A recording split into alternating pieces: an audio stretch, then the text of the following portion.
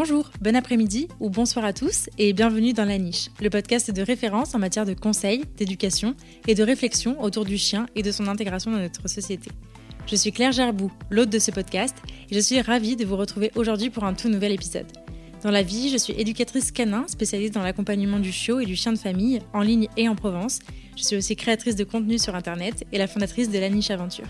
Ma mission au travers de ce projet, c'est d'aider un maximum de monde à comprendre son chien pour mieux vivre avec lui. Pour ce faire, je vous partage tous les mercredis un nouvel épisode pour ce podcast dans La Niche. J'interviewe des professionnels du monde canin qui viennent parler de leur sujet de prédilection dans la série Interview. Je donne le micro à mes clients qui viennent raconter leur vécu, leurs difficultés et les leçons qu'ils en ont tirées dans la série Témoignages. Je vous partage à mon tour mon retour d'expérience sur l'éducation de mes chiens dans la série Dans la Niche et je vous invite à déconstruire les idées reçues sur l'éducation du chiot dans la série Mythe ou Réalité. Avant de lancer cet épisode, je vous invite à vous abonner et à laisser 5 étoiles et un commentaire sympa sur l'émission dans votre appli de podcast préféré. Si ce n'est pas déjà fait, vous pouvez aussi soutenir financièrement ce projet sur Tipeee si vous le souhaitez. Sachez que vos contributions assurent la pérennité de mon travail et m'aident à le faire connaître au plus grand nombre, et pour ça, je vous en remercie. Pour encore plus de découvertes, de conseils et d'inspiration, vous pouvez aussi vous abonner à ma newsletter et me suivre sur YouTube, Instagram et Facebook. Vous retrouverez tous les liens en barre d'infos de cet épisode. Et je suis ravie de vous partager aujourd'hui ma conversation avec Isabelle. Isabelle est l'humaine de Hugo, petit bulldog français d'1 an et demi. Dans cette discussion, Isabelle nous raconte leur premier pas ensemble, son état d'esprit avant son arrivée, et puis les soucis de santé lourds qu'il a fallu rapidement affronter. On y aborde notamment l'ambivalence entre ultra-vigilance et lâcher-prise, entre culpabilité et confiance, et entre peur et espoir. Isabelle nous raconte sa revanche et ses apprentissages de la vie avec Hugo. Alors que vous soyez déjà humain d'un chien ou que vous vous apprêtiez à le devenir, cet épisode est pour vous. Mais je ne vous en dis pas plus et je vous invite tout de suite à rejoindre ma conversation avec Isabelle. Bonjour Isabelle. Bonjour Claire. Tu vas bien ? Ouais, ça va super. J'espère que pour toi aussi, mais ici à Lyon, ça va bien. Super, trop bien. Oui, ça va aussi, merci. Je suis ravie de t'accueillir au micro du podcast. Je crois que c'est toi la première qui m'a parlé de ces épisodes de témoignages il y a un petit moment maintenant. Donc, je suis très, très contente de t'accueillir au micro. On va parler d'Hugo et de tout ce que tu as traversé avec lui. Avant ça, on va commencer par les présentations. Qui es-tu, Isabelle ? Je suis Isabelle, j'ai 55 ans, ça a son importance. Et puis j'habite à Lyon, au centre-ville de Lyon, mais vraiment un milieu très très urbain, centre-centre-ville. Ouais. Voilà, j'habite à Lyon depuis une dizaine d'années maintenant. Et je partage ma vie depuis 1 an et demi avec le petit Hugo. Top, tu veux nous le présenter ? Alors Hugo, c'est un petit bulldog français, donc il y a 1 an et demi, qui vient du Jura. C'est un chien super sympa, c'est un chien qui est toujours partant pour n'importe quelle activité, c'est un chien qui est très affectueux, c'est l'archétype du bulldog français, j'allais dire, ouais. Avec ses petits problèmes de respiration, mais avec un caractère très attachant, très famille, très pépère, et en même temps, quand on fait des activités avec lui, très sportif, très volontaire, voilà, c'est un super chien. Ouais, trop cool. Avant de revenir un peu plus en détail sur ton histoire avec Hugo, j'aime bien revenir sur ton expérience, toi, avec les chiens. Est-ce que tu as toujours grandi entouré de chiens ? Est-ce que c'est venu un peu plus sur le tard ? Comment est-ce que tu as cohabité avec les chiens ? Alors, c'est là où je dis que 55 ans, ça a son importance, parce que oui, j'ai vécu entourée de chiens. Mes grands-parents avaient des chiens, mes parents avaient des chiens, mais à l'époque, je crois qu'on n'avait pas encore vraiment développé l'éducation positive, la bienveillance. Un chien, c'était un animal, ça n'avait pas froid, ça n'avait pas besoin de rentrer dans la maison. Et donc, les chiens qu'on avait dans la famille restaient confinés dans le jardin, restaient dehors. L'éducation, tu connais, c'était le nez dans le pipi, le martinet. Et j'avoue que quand moi, petite fille, je voyais ça, ça me fendait le cœur. Mes parents avaient un bosseron qui s'appelait First et qu'on mangeait, tu vois, à midi dans la cuisine et que je le voyais, lui, la tête collée à la baie vitrée en train de nous regarder, d'un air de dire « mais moi, je voudrais bien aussi faire partie de la famille » et qu'il ne pouvait pas rentrer parce que ça allait salir la maison, tu vois. Ça me fendait le cœur. Et là, je crois que dès petite a germé l'idée de « moi, un jour, j'aurai un chien et moi, je partagerai des choses avec un chien ». Ça a été la première chose. Et la deuxième chose, c'est que je voyais ces chiens qui étaient du coup un petit peu hors famille, mais toujours, quand on sortait, ils faisaient la fête. C'est-à-dire un amour inconditionnel. C'est-à-dire, quoi qu'il arrive, l'amour de la personne, elle était quand même là. Et je me disais, mais c'est extraordinaire ce que peut donner un chien. Je veux vivre ça. Je veux vivre ce partage. Et c'est parti de là, en fait. Peut-être pas comme une réparation, mais comme une envie de vivre quelque chose que j'étais sûre qui allait être extraordinaire. Voilà. Ok, trop bien. Et du coup, toi, donc tu nous parlais un peu des chiens de ton enfance qui ont gravité un peu autour de toi. Est-ce que en étant adulte, t'as eu des chiens avant Hugo, ou est-ce que Hugo, du coup, c'était ta première expérience de toi toute seule? Alors, j'ai eu des chiens avant, j'en ai eu 2. Mais comme j'avais pas beaucoup de références en termes d'éducation et que avant ça, j'avais eu un chat. Et que pour moi, j'avais l'impression qu'un chien, ça allait être comme un chat. J'avais pas beaucoup réfléchi et je crois que, en fait, j'ai complètement loupé l'éducation de mes premiers chiens. J'habitais dans le Jura pendant 20 ans et donc j'ai eu un chat qui m'a accompagnée pendant 18 ans. Un chat, c'est un animal très indépendant. Finalement, j'allais bosser, je rentrais, il n'y avait aucun souci, il sortait quand il voulait. Et quand je suis arrivée sur Lyon, je voyais déjà l'âge avancer et je voyais toujours la petite fille en moi qui disait je veux un chien, je veux un chien. Et j'ai acheté un petit chihuahua qui s'appelait Tech, un tout petit chien. Je me disais, t'habites un tout petit appartement, t'as un tout petit jardin, il te faut un tout petit chien. Et donc j'ai adopté Tech. Et comme je savais pas trop, j'avais pas trop de références en termes d'éducation, j'ai lu ce qu'il fallait faire, ce qui était bon de faire avec un chien. Il faut le sortir tous les jours, il faut vite le sociabiliser, il faut... Et finalement, j'ai pris ces lectures au pied de la lettre et j'ai fait ce qu'il fallait faire. Donc je l'ai sorti, mais je l'ai sorti tout de suite. Et pour moi, dans ma tête, j'ai pas calculé que peut-être que sortir tout de suite en milieu super urbain quand on est un tout petit chien, ça pouvait apeurer. Le bruit, les camions, le tram, le métro. Et moi, je pense que je lui ai donné beaucoup d'angoisse. Et ce qui fait qu'à un moment donné, je suis arrivée à un chien qui, lorsque je disais on va promener, vite, il allait se cacher dans la chambre et il tremblait et il voulait plus. Et voilà. Et j'ai bien vu que je me suis complètement plantée dans son éducation. Ensuite, je me suis dit, ce chien, il s'ennuie, je vais travailler. La première fois que je suis allée travailler, où je l'ai eu, je l'ai amené avec moi au boulot. Mais je suis prof, avec 30 gamins. Et le pauvre petit toutou, il s'est retrouvé... En fait, j'ai tout fait pour faire un chien anxieux, si tu veux. Ensuite, je me suis dit, non, je vais le laisser à la maison, je vais pas l'amener parce que travailler, parce que c'est trop pour lui, trop d'émotions. Et donc, il s'est retrouvé tout seul, longtemps. Suite à ça, j'ai pris une deuxième petite toutoune qui s'appelle Maya, une deuxième petite chihuahua, pour tenir compagnie à Tech, en fait. Voilà. Ça se passait bien. Et puis, j'étais quelqu'un qui voyageait beaucoup à l'époque.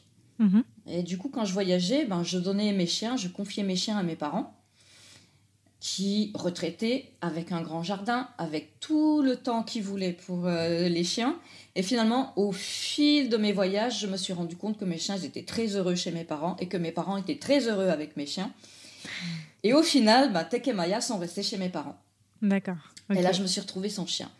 Voilà. Bon, je me suis dit, voilà, t'es pas faite, t'as pas une vie, tu voyages beaucoup, tu bosses beaucoup. À l'époque, je partais à 8h, je rentrais à 6h le soir. T'as pas la place pour un chien dans ta vie, tant pis. Voilà. Okay. Suite à ça, il y a 3 ans, j'ai fait un burn-out. À un moment donné, j'ai pas pu me lever pour aller travailler. Ça a été mais vraiment une cassure dans ma vie. J'ai eu 3 mois d'arrêt, un suivi psy qui m'a aidé à me recentrer sur mes vrais besoins, un mi-temps thérapeutique. Et finalement, je me suis rendu compte que le temps que j'avais en bénéficiant de ce mi-temps thérapeutique, je pouvais le consacrer peut-être à un être vivant. Peut-être que c'était le moment d'avoir un chien. Je travaille, et encore maintenant, je travaille 14 heures donc, dans l'éducation nationale. J'ai monté ma petite entreprise à côté, mais je travaille à la maison. Et donc finalement, je suis 14 heures au boulot, dehors, et tout le reste du temps, je suis à la maison. Et là, de nouveau, je me suis dit, voilà, c'est maintenant. C'est maintenant qu'il faut que tu accueilles un chien, mais cette fois-ci, tu vas pas faire n'importe quoi.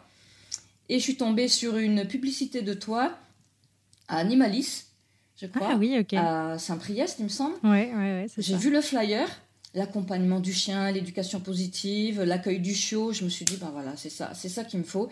Cette fois, tu feras pas n'importe quoi. Et tout de suite, je t'ai appelé. Je crois que quand tu es arrivé la première fois, Hugo avait une semaine. Il venait d'arriver, je me souviens, il était tout minus. Ouais. Voilà, c'est ça. Donc, j'ai pas attendu d'avoir une problématique où vraiment je voulais faire les choses correctement, accueillir Hugo correctement, avoir quelques clés de lecture.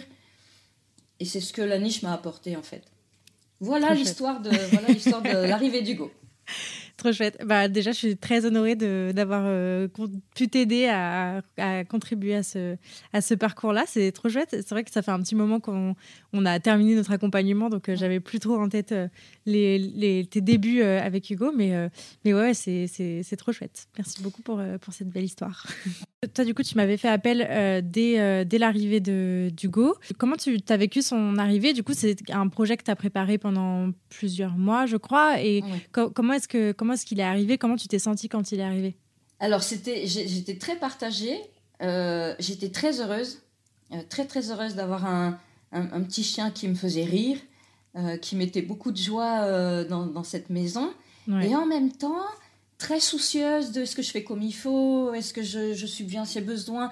Je me rappelle par exemple que le soir, au début des premiers jours, je faisais un check. Alors, est-ce qu'il a été stimulé? Est-ce qu'il a mastiqué? Est-ce qu'il est sorti? Est-ce que machin? Oui, check. Bon, c'est bon, on a passé une bonne journée. J'étais vraiment très soucieuse. Tous les jours, je me faisais un petit point pour... Puis après, ça m'a passé, hein. Je me suis détendue. Hein. Mais au départ, ouais, j'avais tellement envie de faire bien que j'en avais presque un petit stress, un petit stress d'être à la hauteur de ses attentes, de ses demandes et de ses besoins. Voilà. Mais sinon, ouais, ravie. Et puis voilà, j'avais du coup un rythme de vie différent. Le matin, la sortie, le petit pipi, les petites promenades, les petits jeux, C'était vraiment un changement de vie complet par rapport à ma vie d'avant. C'était vraiment dans la joie. Moi, ce qui m'avait beaucoup marqué, c'était à quel point t'avais finalement... On sentait que c'était le bon moment aussi pour toi parce que toute ta vie, finalement, était prête, était calibrée, en fait, pour pouvoir t'adapter à ce petit chiot qui venait d'arriver. Et je me souviens que tu étais très soucieuse des premières absences, des premiers moments de solitude, de toutes les balades qu'il fallait faire, etc. Et donc ouais, je pense que... en tout cas, c'est là que j'ai vu que c'était... Moi, quand je t'ai rencontrée, je me suis dit, mais waouh, la cliente idéale. C'est vraiment, on veut accompagner que des Isabelle en fait dans la vie parce que c'était super, c'était hyper précis et c'était hyper fluide en même temps. Tu vois, on voyait que tu t'étais pris la tête un petit peu pour travailler tout ça, mais qu'en même temps, il y avait quand même beaucoup de spontanéité là-dedans et c'était assez beau à voir, je trouve. Et ouais, je me souviens bien de ça. Et j'imagine qu'en plus avec tes premières expériences, avec Tech et Maya du coup que tu avais eu avant. Ça doit quand même mettre une petite pression, j'imagine, de refaire un chemin comme ça. Oui, de pas passer à côté, de pas mettre des traumas dans la tête de mon chien comme j'avais fait avec Tech en fait, de pas Et donc j'étais très soucieuse de le rassurer. On a fait des sorties, mais cette fois très progressives, autour du quartier, la voiture. Je me rappelle que tu m'avais conseillé aussi, tu m'avais conseillé le sac à dos, voilà. Donc l'apprentissage du sac à dos, tu m'avais dit, le mets pas tout de suite dans le sac à dos comme moi j'aurais eu envie de faire, mais approche-le, mets la petite friandise dedans. Enfin toute cette approche-là. Heureusement que je l'ai eue. Et moi quand j'ai fait appel à toi, mais j'étais à l'écoute de tout. Parce que j'avais tout à apprendre en fait. Et là, je m'étais rendu compte que j'avais tout à apprendre et que je connaissais rien à l'éducation canine. C'est chouette d'avoir eu ce reset un peu on fait un peu table rase de ce qu'il y a pu y avoir avant, en tout cas dans la mécanique, dans les réflexes et repartir à zéro comme ça. Je pense que c'est vraiment pas forcément évident. Et ouais, je trouve que c'est vraiment chouette. Enfin, j'avais beaucoup aimé cette démarche-là de OK, je repars à zéro, je vais tout apprendre. Aide-moi, quoi. Ouais, c'était cool. Exactement ça, ouais. Et puis, j'ai aussi fait appel à la niche. Oui, comme tu dis, les absences. J'étais très soucieuse des absences. Et c'est vrai que quand j'allais bosser, j'étais les yeux sur la caméra pour savoir comment il allait, qu'est-ce qu'il faisait. J'ai tout de suite demandé, parce que dans tes services, tu proposes aussi un service de pet sitting, un peu. Oui. Et j'ai tout de suite demandé qu'on vienne rendre visite à mon chien. Dès qu'il passait 4 heures tout seul, c'était pour moi pas possible. Et ça aussi, c'est très rassurant, ce service-là. Ouais, c'est clair. C'est comme ça que tu as rencontré Christelle, du coup, oui, voilà. par le pet sitting. Et effectivement, donc nous, on avait beaucoup axé notre suivi sur... je crois qu'il y avait pas mal l'apprentissage de la solitude et puis beaucoup la socia. C'était vraiment le point clé sur lequel tu voulais pas passer à côté, quoi. Donc non, c'était très chouette. Donc rapidement, Hugo, il a commencé à avoir des petits soucis de santé. Est-ce que tu peux nous en parler ? Très, très vite, en fait, j'ai dû faire, comme on dit, le deuil du chien en bonne santé. Alors évidemment, j'ai acheté un bulldog français, donc je le savais, que le bulldog français était un chien fragile, génétiquement très modifié. Et donc moi, c'est son caractère qui me séduisait, mais je savais que physiquement, il fallait que je m'attende à des frais. Il y avait un petit risque et tout ça. Et voilà, et un parcours de santé plus compliqué que si j'avais acheté un chasseur. Donc il est arrivé dans ma vie en août. En septembre-octobre, j'ai commencé à le trouver très affaibli, diarrhée sur diarrhée, il mangeait plus. Je suis allée voir le vétérinaire qui lui est habitué. Il m'a dit prenez ça, c'est les probiotiques, c'est courant chez le chien. Je lui donne les probiotiques, rien ne se passe. Je retourne chez le vétérinaire, il me donne du coup un antibio. Mais du coup, le temps passe. Je lui donne l'antibio, rien ne change. Mon chien apathique. Et puis finalement, au bout de 3 semaines, on dit quand même on va lui faire une prise de sang. Et puis du coup, il est diagnostiqué avec la giardiose. Mais une giardiose du coup qui a eu le temps de bien se développer en 3 semaines. Donc ça a été identifié et donc soigné, mais ça a mis du temps pour être soigné.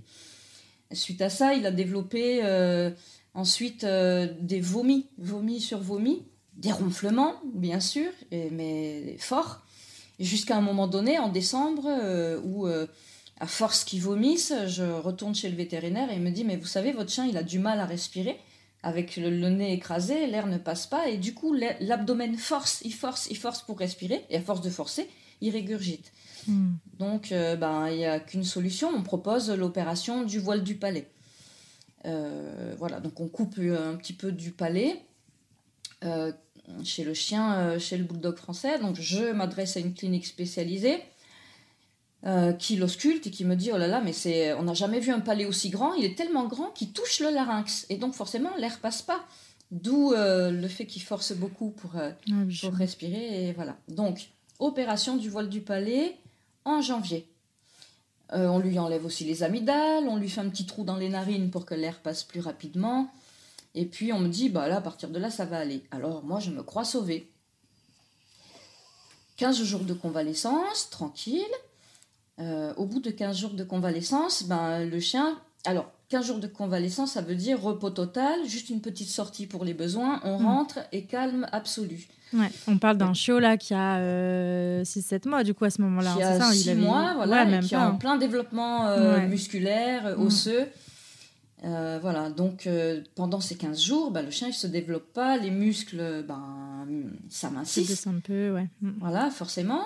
Au bout de 15 jours, je me dis, c'est bien, on va pouvoir réitérer les promenades, le chien commence à trottiner un petit peu. Mais résultat, les os n'étaient pas très solides, les muscles ne tenaient pas bien. Et le 22 janvier, mon Hugo, il se lève et pouf, il tombe. Et il tenait plus sur les pattes arrière, en fait. Oh oui. Donc, je retourne chez le vétérinaire qui, là, diagnostique une petite hernie. Il me dit, on va voir si avec des anti-inflammatoires et des antibiotiques, la hernie passe, parce que sinon, c'est encore une opération. Heureusement, avec les médicaments, Hugo s'est rétabli. Donc là, on en est au mois de janvier. Au mois de février, qu'est-ce qui s'est passé au mois de février ? Chaque mois était son lot de... Ah oui, on est vraiment dans... Mois par mois, il s'est passé quelque chose. Au mois de février, fin février, je me dis, c'est incroyable, mon chien, j'ai l'impression qu'il respire encore, il a encore du mal à respirer. Qu'est-ce qui se passe alors que toutes les voies sont dégagées, c'est pas possible. Et quand il promenait, on faisait 4 pas et je l'entendais faire ça. Je retourne à la clinique. Et en fait, avant son opération du voile du palais, donc le palais appuyé sur le larynx, et à partir du moment... Donc il était pas solide en fait, ce larynx, parce que et lorsqu'on a enlevé le palais, le larynx, petit à petit, s'est refermé sur lui-même. Ça fait un espèce de petit collapsus laryngé qui fait que les ailettes qui s'ouvrent pour faire passer l'air et qui se referment pour que la nourriture passe, elles étaient complètement l'une sur l'autre et il y avait un filet d'air qui passait, mais il n'y avait plus rien qui passait sinon. Oh là là. Donc, en mars, 2e opération. Et cette fois, il a fallu, avec un fil, tirer une partie du larynx et l'accrocher à je sais pas quoi, un os ou je sais pas quoi dans le cou là, pour que l'air puisse passer. Wow. Donc il y a eu ça. Là, cette fois, ça a été 2 mois ensuite d'immobilisation totale, de calme total. Ça a été très compliqué pour Hugo parce que Hugo, c'est un chien très social, justement, puisqu'avec toi, j'avais développé ça, l'importance des jeux avec les copains. Là, il n'y avait plus de copains, il n'y avait plus de courses, il n'y avait plus rien. Voilà. Et petit à petit, on est arrivé quand même à faire qu'il aille mieux au niveau respiratoire. Et j'ai eu exactement le même problème que la dernière fois, c'est-à-dire la remise en route, la remise en activité du corps. Peut-être a été un petit peu trop subite. Peut-être que j'avais trop envie qu'il joue, j'avais trop envie. Alors j'ai essayé de faire les choses progressivement, mais sans doute pas assez. Puisque de nouveau, en avril, mai, puisqu'il y avait 2 mois de récupération, en mai, mon chien de nouveau, puf, debout, puf, il tombe et il tenait plus de nouveau sur ses pattes arrière. Et là, je me suis dit, ça y est, la hernie. Ça, c'était sûr, c'était les mêmes symptômes que la dernière fois. Il a une hernie. Je le ramène à la clinique. En fait, elle me dit, non, pas du tout, c'est pas une hernie. Il a les rotules luxées. Oh. Peut-être qu'il a couru trop ou je sais pas. Et donc, il a les 2 rotules luxées. Il faut opérer. Alors là, j'ai dit non, là, c'est pas possible. Je peux pas lui faire en 6 mois 3 opérations. C'est pas possible, quoi. Et donc là, je suis allée chez une ostéo qui m'a conseillé un vétérinaire qui s'appelle Vetokido. Je sais pas si tu en as entendu parler quand on était sur Lyon, mais c'est un vétérinaire qui fait beaucoup de physiothérapie, qui fait beaucoup de marches dans un bassin d'eau, qui fait du laser, qui pratique... voilà. Et donc... à partir du mois de juin, j'ai amené Hugo pour consolider son dos, pour consolider ses muscles des cuisses et pour stabiliser ses rotules. Et ça lui a fait énormément de bien. Voilà. Suite à ça, on est au mois de juin, arrive l'été et la canicule pour des petits bulldogs français. Donc là aussi, pour Hugo, ça a été très compliqué parce qu'au niveau respiratoire, l'air est sec, il n'y a plus d'humidité. Et c'est pour tous les bulldogs français, je crois que c'est compliqué voilà, de passer les fortes chaleurs. Alors, je te dirais que là, on va mieux depuis le mois de septembre, octobre. Hugo respire bien, Hugo court, Hugo joue avec ses congénères parce qu'il est musclé, parce que je sens que maintenant, il tient la route quoi, avec ses copains. Hugo ne vomit plus. Hugo a la forme. Voilà. Et du coup, je te dirais que moi aussi, j'ai la forme parce que traverser toutes ces épreuves toute seule, en fait, c'était assez compliqué. Traverser cette épreuve avec des gens qui te disaient tu t'acharnes sur ce chien.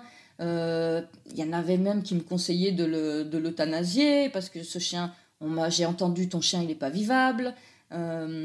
C'est presque, on me faisait culpabiliser en me disant c'est toi qui t'acharnes dessus. Et finalement, je trouve qu'on a une belle revanche. Et voilà, face à toutes ces personnes, elles ont été plusieurs à tenir ce discours-là. Parce que quand je vois ce chien heureux maintenant, encore une fois, plein de joie, avec qui finalement on a fait pas mal de choses. Hein. Je lui ai appris à nager, on a fait du paddle, on a fait du canoë, on est allé à la montagne, on a fait monter dans le téléphérique, on a fait des tas de choses, des randos. Et finalement, voilà, je me suis dit, tiens, voilà, vous me disiez tous que j'y arriverais pas, et mon pote, des fois je dis, mon pote, t'as vu, on y est arrivé, et maintenant on est super heureux, et voilà. Voilà toute l'histoire de Hugo. Et là, pour le coup, chouette. Je vais rajouter, la niche a été aussi importante, parce que toi et Christelle, vous avez été présentes aussi dans l'accompagnement, dans mon accompagnement, dans mes émotions. Dans le soutien, dans juste des fois, tu sais, rien, hein, un petit mot. Coucou, comment va Hugo ? Voilà, je suis là pour toi. T'inquiète, Christelle, des fois, je dis, ah là là, je sais pas comment je vais faire. Mais t'inquiète, je viens. Ça a été vraiment le soutien essentiel que j'ai eu. Le soutien essentiel, psychologique, pour accompagner mes angoisses, a été de la niche. Donc, grand merci pour ça aussi. Oh, ça me touche beaucoup. Merci. Christelle écoutera cet épisode et je pense qu'elle sera très touchée aussi. Mais qu'est-ce que j'allais dire, pardon, ça m'a coupé. Je trouve que Hugo là-dedans il a été d'une résilience dingue parce que c'est vrai que toutes ces épreuves pour un chiot, parce que voilà, il a eu un an en avril, hein, je crois qu'il est d'avril. Exactement. Pour un chiot d'1 an, c'est quand même Ouais, ça a commencé très vite, en fait, ses soucis de santé. Et pour autant, c'est pas un chien qui est traumatisé de quoi que ce soit, qui est encore... Enfin, là, je sais qu'il a réintégré les balades collectives il y a pas longtemps. Donc, sa socialisation n'a pas non plus été trop entachée. Voilà, tu vis toujours en ville et ça se passe toujours bien. Et je trouve que c'est quand même un sacré chouette parcours. Donc, tu l'as aussi hyper bien accompagné là-dedans, malgré ce truc de je me mets dans la tête que j'y connais rien et que que j'ai besoin d'aide absolument. Tu as quand même été hyper aidante pour lui pendant tout ce temps-là, et c'est incroyable. J'ai essayé d'être attentive et j'ai appris, tu vois, à détecter les douleurs chez mon chien. Mais il y a aussi beaucoup de culpabilité. Enfin, avant, maintenant tout va bien, mais j'ai ressenti beaucoup de culpabilité quand, par exemple, les vétérinaires me disaient là, voyez, il a mal. Là. Et moi, je me disais, je vis tous les jours avec ce chien et je ne me suis pas rendu compte qu'il était douloureux.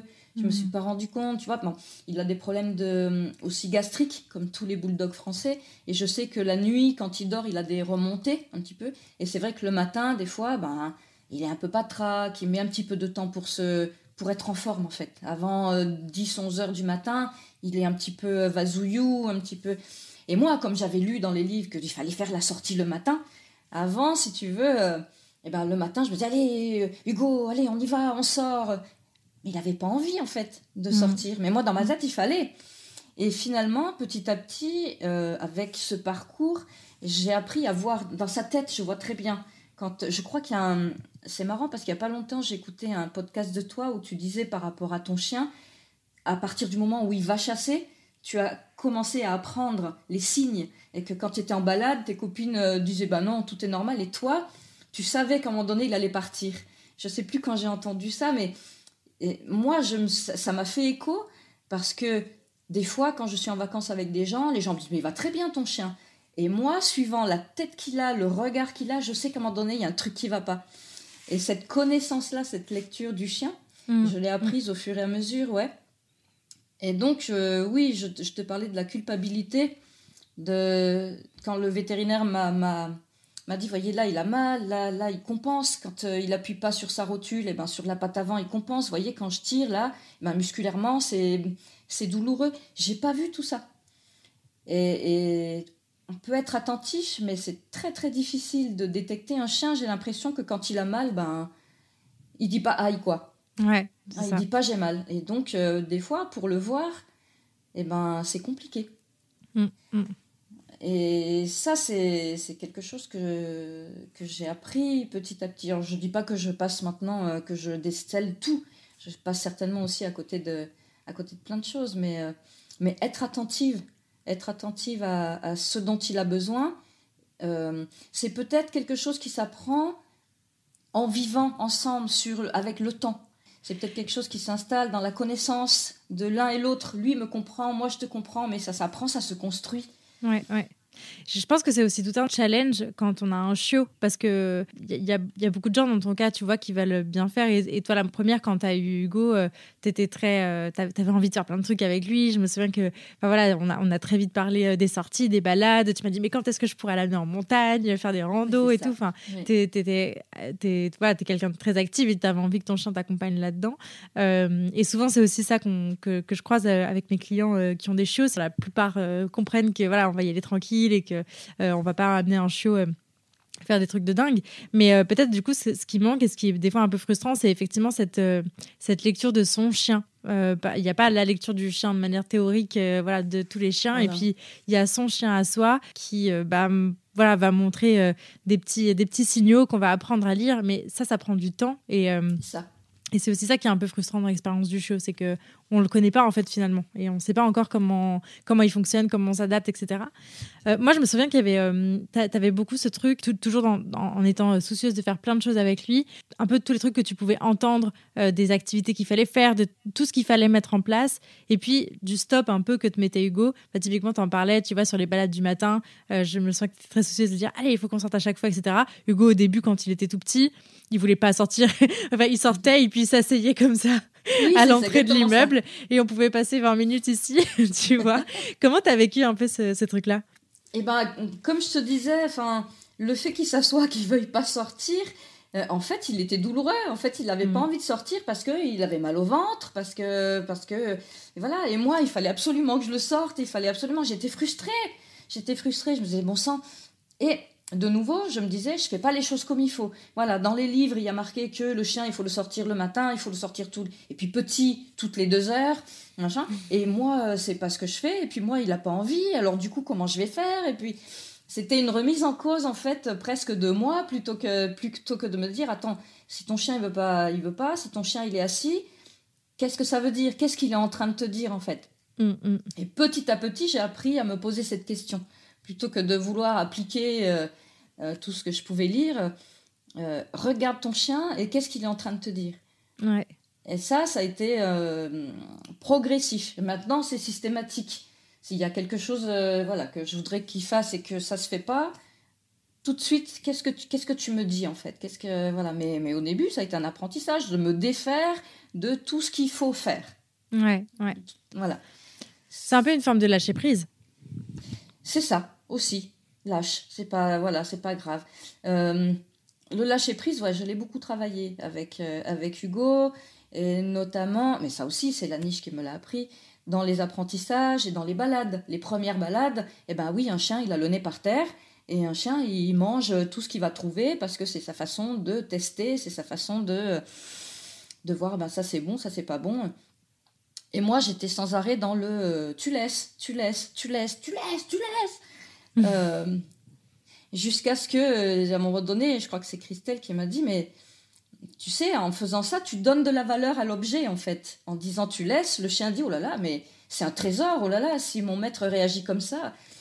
Et elle m'a dit, mais fais-lui confiance. En fait, si ton chien mange quelque chose et qu'il va se rendre compte tout seul que c'est pas bon pour lui, il va le laisser. Il prend dans la bouche, mais après il le laisse. Et elle, quand elle faisait des promenades avec Hugo, c'est ce qu'il faisait. Elle me dit, t'inquiète pas, il prend et il lâche. Mais moi, là, dès qu'il mangeait un caillou, je dis, oh là là, il va se casser une dent, oh là là. Un petit peu une maman poule, en fait. Hein. Voilà. Et récemment, après, le chien grandit, le chien met moins à la bouche, mais j'avais toujours le problème du Kleenex. Le Kleenex, c'était quelque chose. Voilà. Et pareil, dès qu'il y avait un Kleenex, tu laisses le Kleenex. Et donc, forcément, lui, il allait dessus. Et c'est Christelle aussi qui m'a dit, mais laisse-le, il va manger le Kleenex une fois, il va manger 2 fois, il va voir que ça a aucun goût. Mais je dis, mais c'est pas dangereux. Elle me dit, mais non, c'est pas dangereux. Et donc, c'était incroyable parce que, et c'est incroyable comme peut-être le chien ressent ce qu'on ressent. Parce que donc, je suis partie de cette entrevue avec Christelle en me disant, c'est bon, tu vas lâcher prise, le Kleenex, on s'en fout. Rien que ça, c'était dans ma tête. Je prends mon Hugo, je sors, premier Kleenex, il le laisse. C'est-à-dire, c'était juste moi. Alors, est-ce qu'il sentait quelque chose dans la laisse, tu vois, dans la tension? Je ne sais pas. Dans la vigilance que toi, tu mets, en fait. Exactement. Mais je n'ai même plus eu jamais à lui dire, tu laisses, il a laissé tout seul. Parce que moi, j'avais lâché prise. Ouais. Et parce que pour moi, j'avais décidé que le Kleenex n'était plus important. C'est incroyable. Alors, je ne sais pas si c'est un hasard ou si je dois le prendre vraiment comme... Souvent, c'est l'effet quand même. Ouais, c'est l'effet observé, il me semble. Donc, voilà, ça c'était vraiment au niveau du lâcher-prise, quelque chose. Et je sais que moi, je suis quelqu'un qui suit beaucoup dans le contrôle. Et donc, c'est vraiment ce lâcher-prise, c'est quelque chose, c'est comme un leitmotiv qui est venu dans mes premiers mois de vie avec Hugo. Et c'est vraiment un point central, je crois, dans l'éducation du chiot. Tout le monde m'en a parlé, en fait. Ouais. Voilà.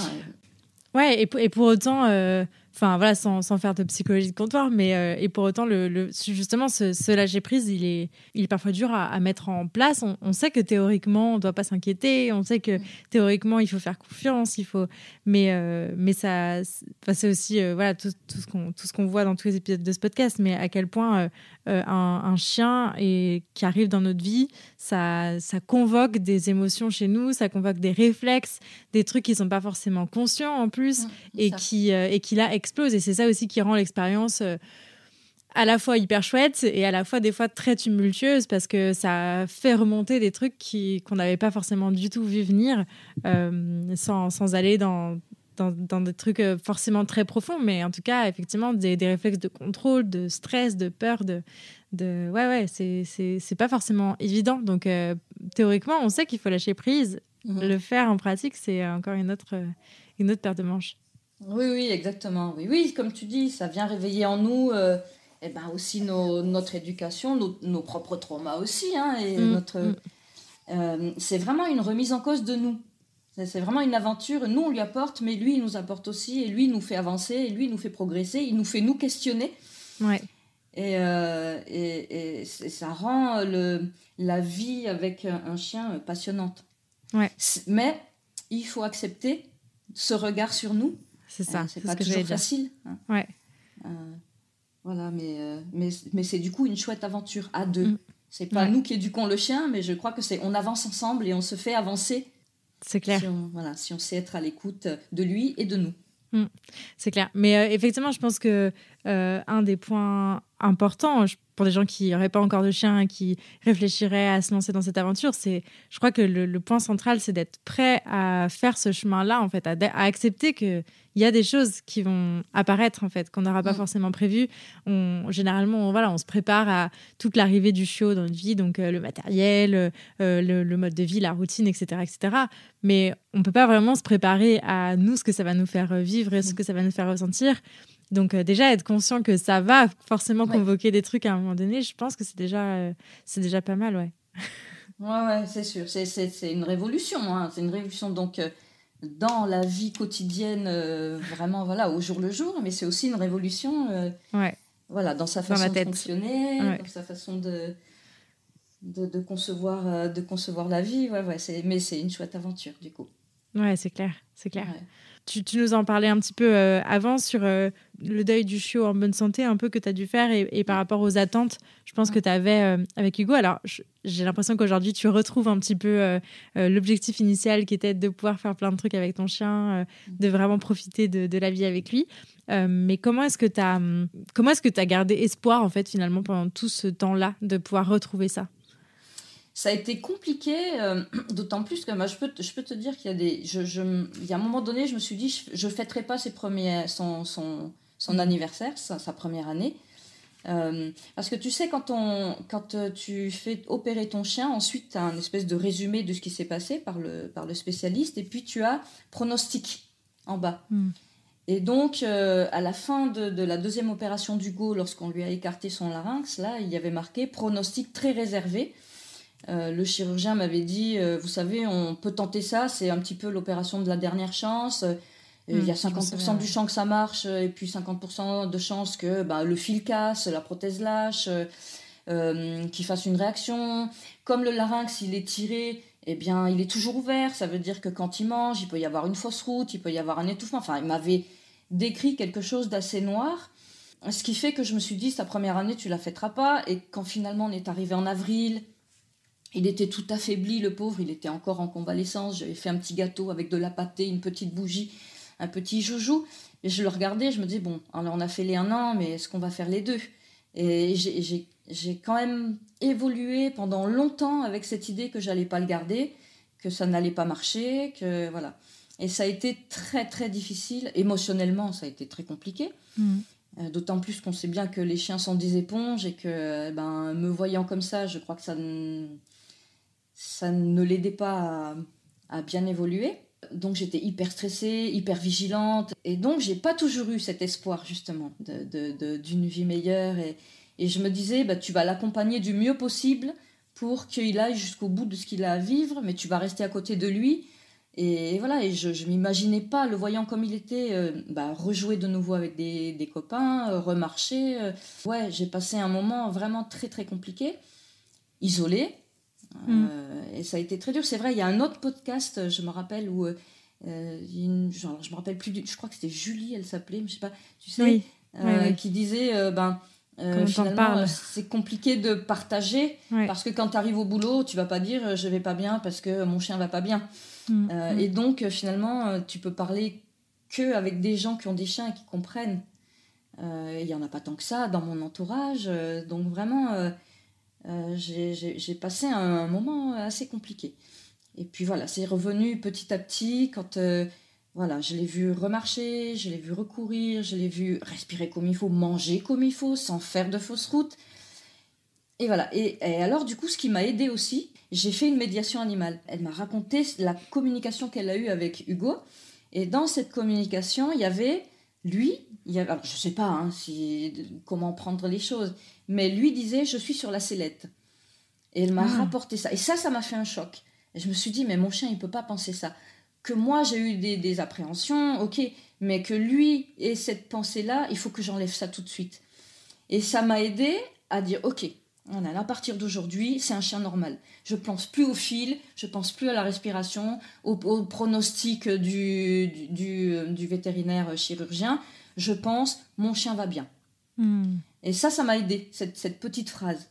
Alors, je ne sais pas si c'est une psychologue extraordinaire ou alors si vraiment elle a communiqué avec mon chien, ça, j'en sais rien. Mais en tout cas, elle a dit la phrase qui a été le déclic. Oui.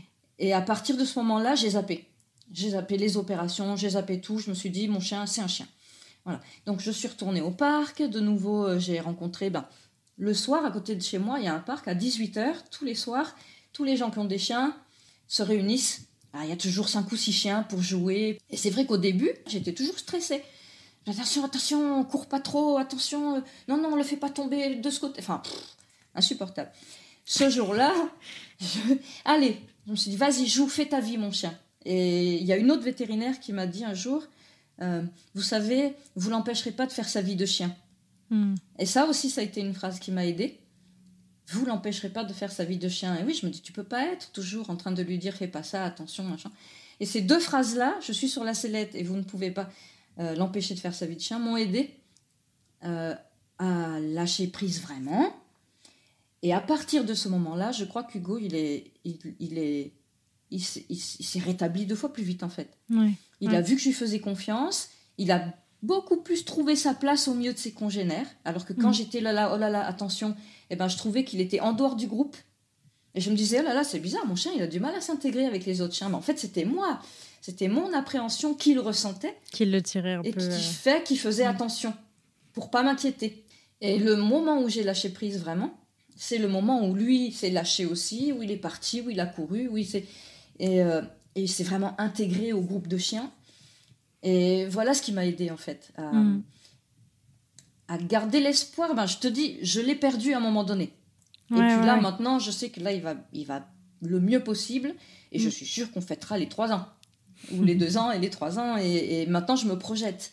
Ce que je faisais plus, il y a quelques mois, je me projetais plus. Là, maintenant, c'est OK, quoi. Je pense qu'on va faire un petit bout de route ensemble. C'est chouette. Voilà. Mais c'est vrai que je pense qu'un des trucs qui est difficile, et pour l'avoir vécu aussi avec Charlie quand il a eu son accident et à d'autres moments, mais c'est vrai qu'il y a toujours ce truc de à la fois il faut faire attention parce que effectivement ils sont fragilisés à ce moment-là quand ils sont en convalescence, quand ils se remettent, etc. Et en même temps ils ont leur vie de chien à vivre et ça a de l'impact aussi, cette réticence qu'on a à les laisser courir, aller, etc. Et c'est, je trouve, très difficile cette ambivalence à vivre entre il faut faire attention et en même temps vas-y. Et c'est là que je trouve que c'est dans ces moments-là en fait que les histoires de lâcher prise elles sont quand même dures, quoi, tu vois, à la fois il faut qu'ils vivent, mais à la fois oui, il faut aussi qu'ils puissent vivre, faut pas qu'ils se refassent mal, il faut pas pas trop le restreindre, mais en même temps il faut aussi le préserver, quoi. Et cette ambivalence est vraiment pas simple à vivre. Et toi tu l'as vécu sur des trucs avec beaucoup d'enjeux, à la fois en termes de santé et à la fois en termes de socialisation, et sur du long terme aussi. Oui, c'est ça. Et ce lâcher prise, je dirais qu'il va avec le mot confiance. Enfin, mais c'est vrai que c'est compliqué de... Toi, tu avais dit une phrase un jour qui m'avait marquée. Tu m'avais dit, tu vas être l'avocat de ton chien. C'est à toi à être l'avocat de ton chien. Et j'entendais par là, justement, le fait de le protéger, de le mettre à l'abri de ce qui peut être dangereux. Et il y a toujours aussi cette phrase qui vient résonner en moi. Entre le lâcher prise, lui faire confiance et être son avocat, c'est un espèce de petit triangle qui est constamment dans ma tête en fait. Ouais, c'est ça. Et je pense que c'est ça aussi qui rend l'expérience à la fois chouette parce qu'on on fait confiance et à la fois aussi compliqué parce qu'il y a cette ambivalence-là et qu'il faut, dans chaque situation, un peu mesurer, OK, comment est-ce qu'on l'aborde, là, celle-ci. Ouais, c'est ça, voilà. Et avoir cette lecture, c'est pas toujours évident. Et je sais qu'il y a quelque chose qui m'a aidé beaucoup aussi, qui me manque maintenant que tu es plus là. Lorsqu'on faisait les balades co ensemble, tu avais toujours, toi, un moment, alors, parce que les balades co, c'est très convivial, donc on discute entre nous, on partage nos expériences, et puis tout d'un coup, t'arrêtes et tu dis, si vous voulez, là, on va faire un petit peu de lecture canine. Là, vous voyez, là, il fait ça là, il lèche la babine, là, il se retourne, là. Ça veut dire ça, donner du sens et aider à la lecture du chien.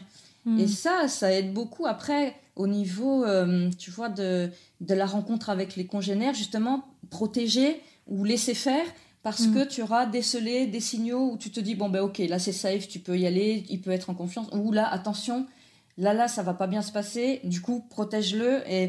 Et il y a aussi ça, cette lecture que tu apportais et qui apprenait beaucoup.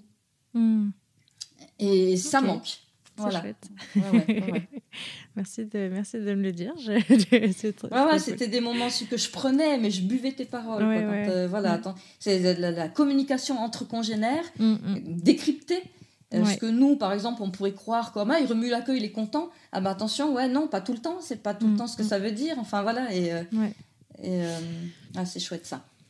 Ouais, et puis ça contribue beaucoup, je pense, aussi à ce truc de faire confiance, mais rester son avocat. Effectivement, comme tu disais, ce truc de savoir intervenir au bon moment, en fait, judicieusement. Et ça, c'est tout un apprentissage. C'est ça qu'on essaie de transmettre dans les accompagnements chiots. Mais il y a tellement de sujets à aborder que des fois, c'est compliqué de vraiment prioriser celui-ci.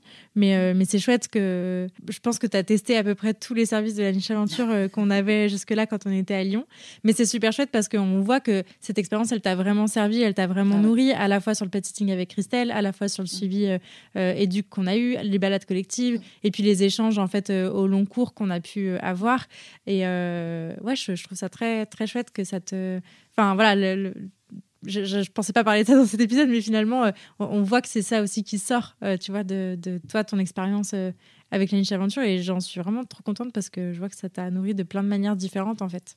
Moi, ça m'a nourri et je te dirais, ça a été ma boussole ou ma colonne vertébrale, en fait. Tu savais que là, si j'avais un souci, si je rencontrais un problème de comportement avec Hugo, je savais que là, j'avais une référence, j'avais une écoute et j'avais une aide. Et c'était vraiment précieux. Tu vois ? Trop cool. Voilà. Trop bien. C'est l'objectif. Merci beaucoup. Comment il va, Hugo, aujourd'hui ? Hugo, il va super bien aujourd'hui. Alors, il a toujours ce petit problème gastrique, mais là aussi, dans le lâcher-prise, je sais et j'ai compris que ça sera toute sa vie. Et que c'est normal pour un bulldog français et que, on va faire avec.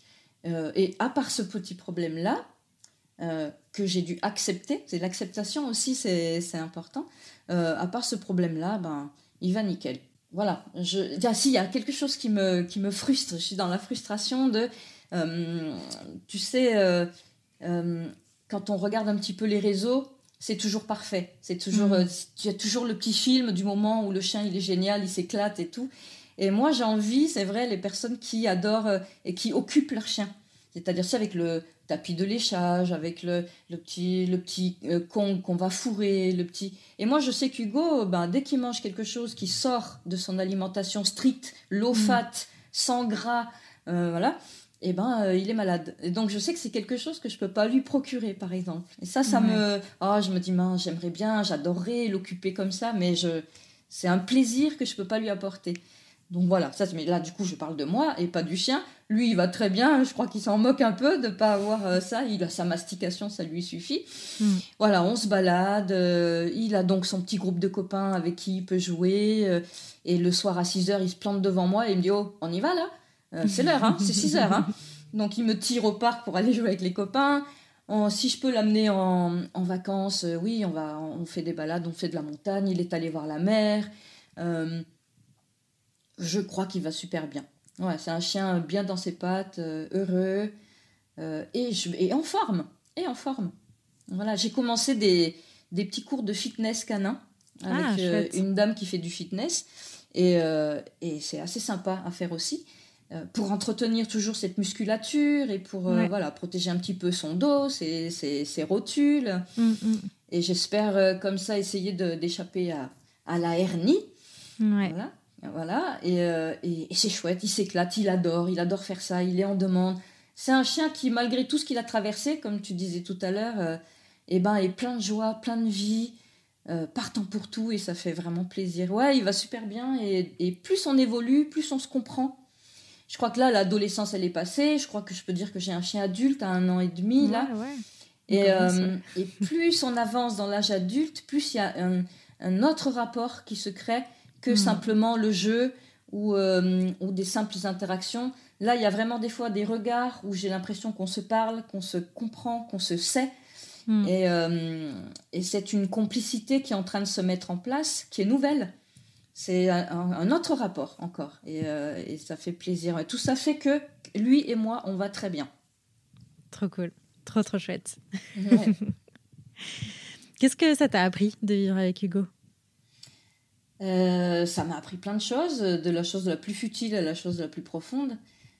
Déjà d'être attentive à un petit être vivant et justement être attentive à ses besoins. Et voilà, faire fi un petit peu de tout ce qu'on peut entendre pour se centrer sur et toi, tu as besoin de quoi, toi? Ça me l'a appris. Ça m'a appris de façon futile à connaître la vie canine du quartier. Et c'est une vie dont j'avais absolument aucune conscience avant. Et puis finalement, on se rend compte qu'il y a une vie canine dans le quartier avec des gens qui promènent à la même heure tous les jours leurs chiens. On rencontre toujours les mêmes personnes. Et finalement, on fait connaissance et finalement on partage. Et puis finalement, se créent des amitiés. Alors, il m'a amené vers ce lien social-là, dont j'avais aucune conscience avant. Il m'a appris, suite à tout ce qu'on a traversé, justement à gérer mes émotions, à arriver à dépasser le stade du stress en me disant ça va aller, t'inquiète, à être dans la confiance justement, dans l'espérance dont tu parlais tout à l'heure, à faire attention à... Si je voulais pas transmettre mon stress à mon chien, j'ai compris qu'il suffisait pas de sourire et de dire ça va, mais de continuer à être stressé à l'intérieur, parce que le chien, tu le trompes pas. Tu peux tromper un humain en disant je vais très bien en affichant un sourire, mais je crois que tu peux pas tromper un chien. Peut-être parce qu'on sécrète aussi des hormones du stress et que le chien le sent. Et donc j'ai compris que si je voulais vraiment l'apaiser lui, il fallait non pas que je fasse un sourire et faire un petit joujou avec le chien, mais que vraiment m'apaiser moi vraiment. Donc ça a été un vrai travail là du coup en profondeur sur moi-même et sur mes émotions. Et il m'a appris aussi à quelque chose... tu vois, moi dans mon caractère, je me contente de l'à peu près. Okay. Tu vois, c'est bon, c'est fait. Ouais, c'est pas super bien fait, mais c'est fait, c'est bon. Et lui, il m'a appris la précision.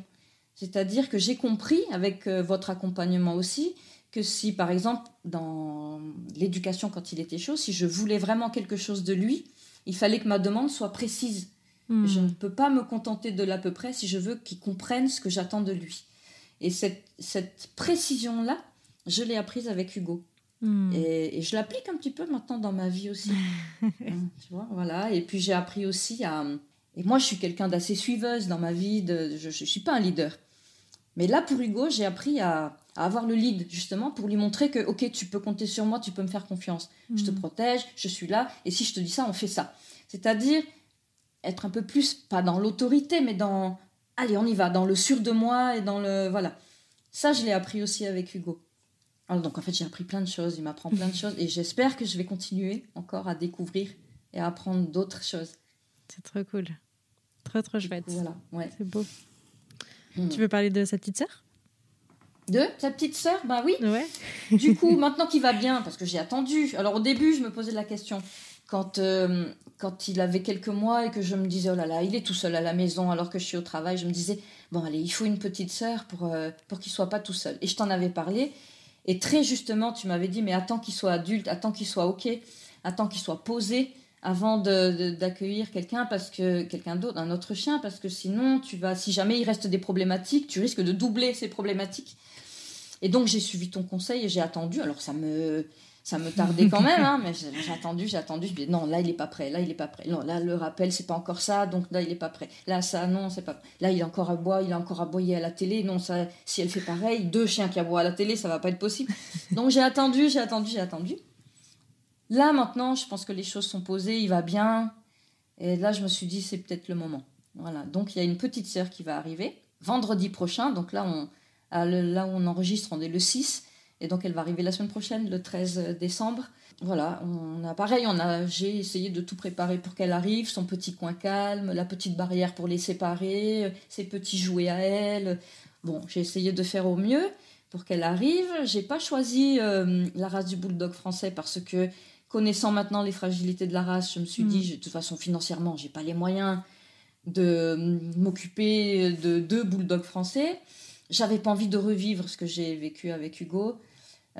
Donc, je cherchais une race robuste, solide. J'ai demandé conseil à mon vétérinaire. Et puis, je voulais pas non plus un chien plus grand que Hugo parce que dans ma tête, c'est très peut-être anthropomorphique, hein, mais je me suis dit, je veux qu'Hugo il garde le lead. Je veux qu'il soit le grand frère. Et donc, je veux pas qu'il y ait un plus grand. Donc, je me suis penchée sur une race qui est une race à sa mémère, hein, qui est le bichon maltais. Mais en me disant que moi, je vais faire un bichon maltais, on va l'accueillir et on va lui faire vivre plein de choses. Et voilà, donc c'est une petite bichonne maltaise qui arrive la semaine prochaine et qu'on va accueillir. Et j'espère, je dis à Hugo, mais tu seras un bon grand frère, hein, tu vas être un bon grand frère. Je lui répète, tu sais, hein, vendredi, tu as une petite sœur qui arrive. Et puis voilà, maintenant on a tout à découvrir en agrandissant la famille, quoi. Trop cool, trop chouette. À suivre. Et donc on fera appel, on fera appel à la niche de nouveau. Et puis surtout pour les balades co avec la petite, avec les chiots, avec tout ce qu'on va apprendre grâce à la niche. Trop chouette. Bon, c'est top. Ouais. Est-ce que tu as des ressources que tu aimerais partager ? Alors peut-être quelques-unes. Alors il y en a une. Il y a un bouquin que j'ai adoré, mais je pense que tous les gens qui écoutent tes podcasts, ils l'ont. C'est Son odeur après la pluie. Je ne sais pas si tu connais. C'est de Cédric Sapin-Desfours, voilà, qui raconte la vie avec son chien, du moment justement où il s'est décidé à choisir quelle race, comment, la démarche chez l'éleveur, l'attente du chien, la vie avec le chien jusqu'à la fin. C'est vraiment un témoignage touchant. Et voilà, si je peux conseiller ce livre aux personnes qui ne l'ont pas lu, c'est chouette. Les podcasts de la niche, ils sont vraiment parfaits parce que chaque fois, il y a une problématique différente. Mais chaque fois, il y a toujours un petit moment où ça nous parle, où ça résonne en nous. Et c'est toujours très intéressant. Comme je fais du fitness avec mon chien, il y a une petite chaîne aussi YouTube qui s'appelle Akita Inu Kennel. Et elle montre plein d'exercices à faire avec son chien pour s'amuser. Je m'en sers des fois pour faire des exercices à Hugo. Et là, récemment, j'ai acheté un bouquin sympa. C'est Le sport cérébral pour mon chien. Et c'est un bouquin où il y a plein d'idées de jeux que l'on peut faire avec son chien. Parce que moi, j'adore jouer avec Hugo, mais utiliser des petites tasses qu'on a à la maison, le petit carton, faire des trous dedans. Enfin, des choses très pratiques sans dépenser beaucoup d'argent. Mais voilà, qu'est-ce qu'on peut mettre en place chez nous pour jouer avec notre chien, notamment par les temps de pluie, par exemple. Hugo, lui, ne veut pas sortir. Avec ce qu'on a sous la main, quoi. Et c'est plein de petites astuces, c'est super. Trop cool. Voilà, en gros. Trop chouette. Eh ben, merci beaucoup, Isabelle, pour ce chouette témoignage. Merci infiniment. C'était très, très chouette. Et j'ai hâte de suivre la suite des aventures d'Hugo et de cette petite louloute qui va bientôt arriver. Ouais. Et encore merci pour ta confiance que tu nous as accordée à Christelle et à moi. Et on a vraiment été ravis de t'accompagner. Tu fais partie des suivis dont on se souviendra très longtemps, je pense. Super, en tout cas, vraiment merci. Parce que je crois que, oui, s'il n'y avait pas eu la niche, je ne sais pas comment j'aurais évolué. Mais là, je sais que je suis sur la bonne route, bonne voie, et je vous le dois. Et du coup, merci beaucoup. Trop cool. Merci beaucoup, Isabelle. À très bientôt. À très bientôt. Au revoir. Au revoir. Merci beaucoup de nous avoir écoutés jusqu'au bout et d'avoir passé ce petit moment avec Isabelle et moi. J'espère que ce nouvel épisode vous a plu et si c'est le cas, je vous invite à en parler autour de vous et à le partager sur les réseaux sociaux en me taguant @lanicheaventure. Pour enrichir votre écoute et aller plus loin dans l'exploration de la relation à votre chien, je vous invite à rejoindre le Club des Explorateurs. C'est un espace dédié aux passionnés qui, comme vous, veulent faire de leur mieux. Vous pourrez échanger quotidiennement avec une communauté bienveillante, participer à des webinaires interactifs mensuels et trouver des outils, des ressources et du soutien pour renforcer votre relation à votre chien. Toutes les infos sont en description de cet épisode. D'ici là, prenez soin d'eux, prenez soin de vous et je vous dis à la prochaine!